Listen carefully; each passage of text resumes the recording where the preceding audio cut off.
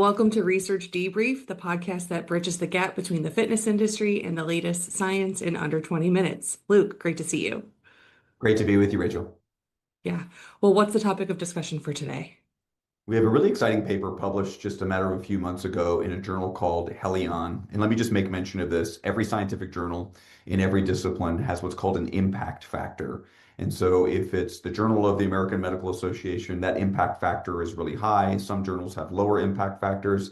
It basically gives us an idea of how reputable is this journal. And I'm just going to make mention that this journal is a fairly high impact factor journal. It's a score of essentially 1 to 5. This journal's between a 3.6 and a 4, which means we look at this journal as a reputable journal. If you're a scientist and you can get published in a journal like this, you're generally pretty excited. This topic is fascinating for our industry. The title of the paper is Comparing the Impact of Personal Trainer Guidance to Exercising with Others, Determining the Optimal Approach. So what they're doing in this paper, and we're going to walk through all the details, is they understand that if you exercise with a partner, that produces better results than if you exercise alone.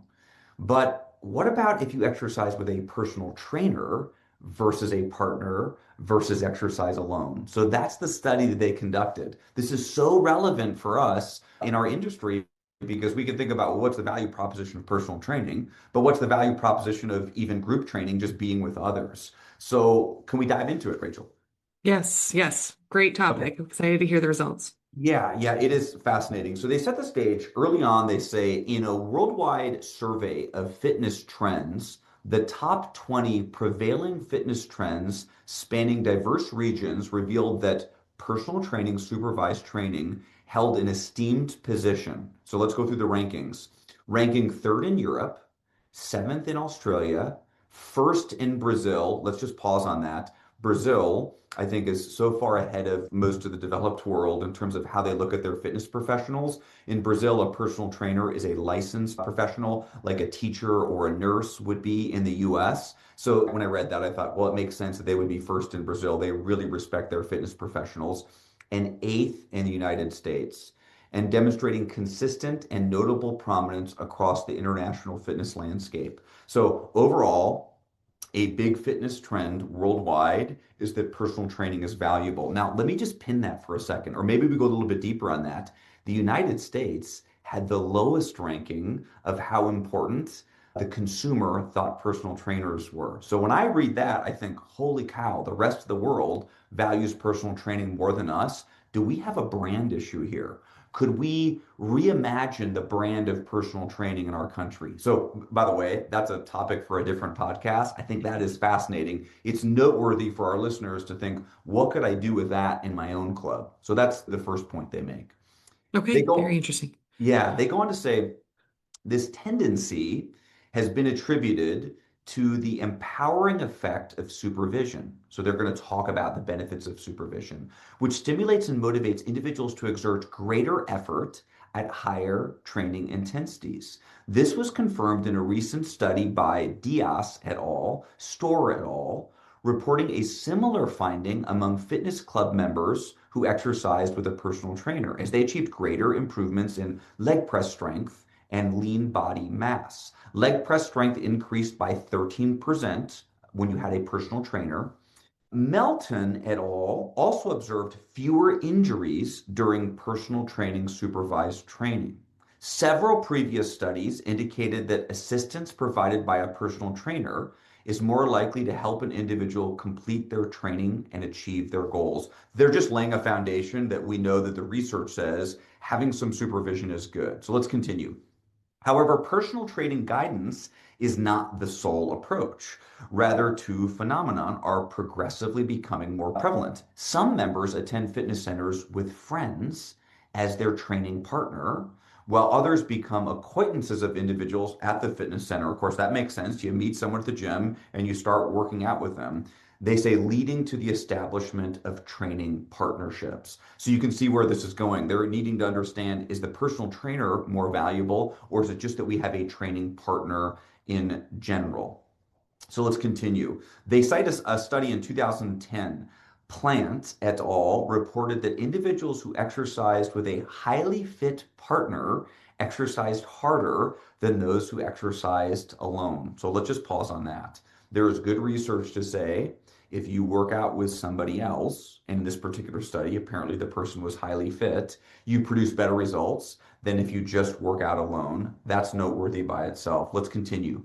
The proportion of people who register for private training in fitness clubs is currently low, accounting for approximately 10% of the total number of members. We should pin that. Very few members, a small percentage of our membership, are actually engaging in personal training. So I think that's important. Now, I'm reading from the paper. Of course, I'm skipping parts. I'm sharing the key kind of content here. They say, however, it's important to acknowledge that there's a gap in the existing research regarding personal training versus training with a partner. Thus, the relative advantages of personal training versus training with a partner remain uncertain. The emphasis of previous studies on personal training guided training has led to discrepancies in training and intensity and athletic performance, meaning if you train with a personal trainer, you're going to produce good results. Although most studies demonstrate that members who train with a personal trainer tend to experience greater improvement than those who self-direct their own training. This finding does not preclude the possibility that the discrepancies in the results emanate from the supervisory component. This is because resistance training under supervision may enhance one's motivation and enthusiasm about fitness, which does not strongly substantiate the personal trainer's effect. What they're saying is it that you're a personal trainer, or is it there's just someone in general with you? So you can see this is kind of the rising action getting to the point of their study. So they say the current study aimed to ascertain the different health and performance related outcomes between personal training guided exercise and that with a partner and identify the effects of specific differences between them. So now we have set the stage here. It's a randomized control trial, 76 male volunteers ages 21 to 40. So let's just say right away, it's males only. There's no females here. Would it be different with females? We're not certain. 21 to 40 years of age, 76 people. We like the 76 people. That's a pretty good sample size. A lot of Yeah. exercise science studies have 15 people. This is a pretty good number of participants. And of course, they take those 76 participants and they randomize them into one of three groups. So one group strength trains by themselves. One group strength trains with a partner. One group strength trains with a personal trainer. They work out for 12 weeks. They do 36 total workouts. Everything is controlled. They're doing the exact same workouts, just one group has a personal trainer, one has a training partner, and one is working out by themselves. So let's jump into the results of this particular study. The results are that if you strength train by yourself, you got stronger. Okay, that shouldn't surprise any of us. We would expect that. However, if you strength train with a partner, not a personal trainer, not only do you get stronger, but you actually add lean muscle tissue. If you Okay. strength train with a personal trainer, you got stronger to a greater extent than the other groups. You added more lean muscle tissue relative to the other groups, and you lost body fat. So I'm going to read right from the paper. They conclude, on the other hand, all the values differed significantly in the personal training group. Now, significantly, we always look at statistical significant difference. So when they say significantly, they're looking at strength, they're looking at how much body fat you have and how much muscle tissue you have. And I'll just read that. All the values differed significantly in the personal training group. The results of the current study showed that although participants who trained alone also used training plans. They told them what to do in their workouts.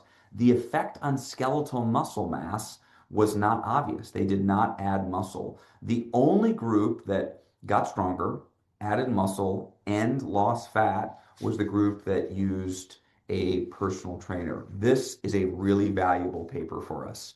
Good Yeah.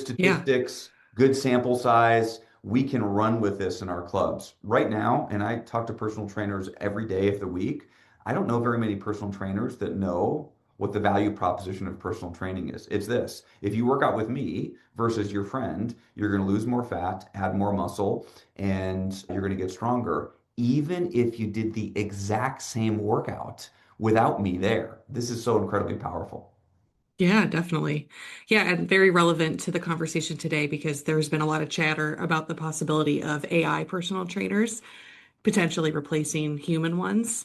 And so I think it's very clear Exactly. that's not going to be the case. Yeah, exactly. So the AI would create a great workout for us, but this study says you can have a great workout, but having someone, and in this case, a training partner, you produce better results. With a personal trainer, you produce even better results across all the categories. Now, I have a bias, I'm in this industry. I get excited about a paper like this.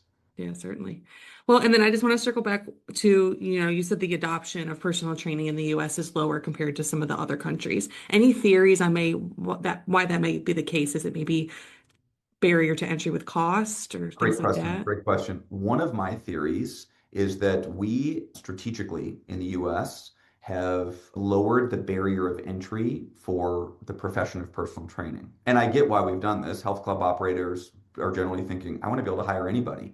So we have personal training certifications that you can get without any formal education. You can complete them over a weekend, and you're a personal trainer on Monday. So it makes it much easier for us to hire personal trainers, but the consumer and our referral sources, maybe the allied healthcare continuum, but just say the consumer says, well, we know that personal trainers are not reputable in the United States.